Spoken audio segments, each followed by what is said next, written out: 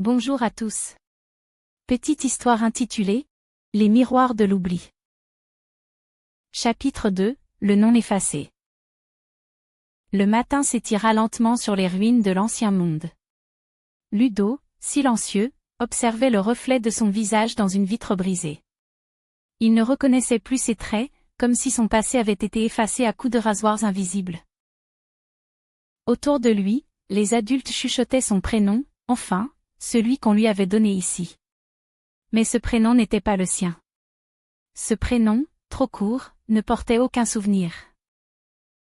Ludo, c'était une énigme qu'il portait sans comprendre. Qui avait décidé de le rebaptiser? Et pourquoi tout le monde semblait s'en accommoder, sauf lui?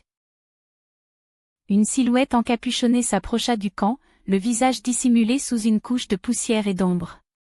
Ludo s'approcha avec prudence, la main sur le manche de sa lame. La silhouette murmura, « Tu ne devrais pas être ici. Tu étais censé rester oublié. » Il y eut un choc. Ces mots, il les avait déjà entendus, dans un cauchemar récurrent. Où tout s'effondrait autour de lui, sauf une voix. Cette voix. La silhouette disparut avant qu'il ne puisse la retenir. Il resta seul, le cœur battant. La réalité autour de lui se fissurait peu à peu. Était-ce lui, ou le monde entier, qui se détraquait? Le soir, une alarme retentit dans la vallée. Quelqu'un venait de pirater les systèmes internes du refuge. Les écrans affichaient une séquence cryptée. Mais Ludo l'a compris immédiatement. Ce code, il l'avait déjà vu. Pas ici.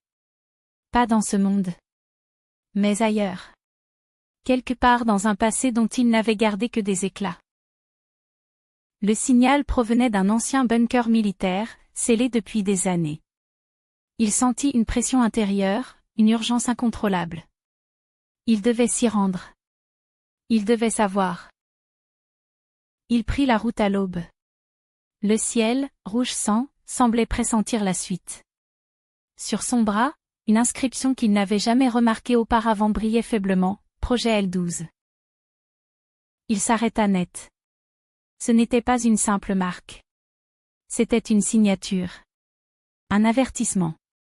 Une vérité enfouie dans sa peau, littéralement. Ludo comprit que ce qu'il avait oublié n'était pas un accident, mais une nécessité. Une protection. Un pacte.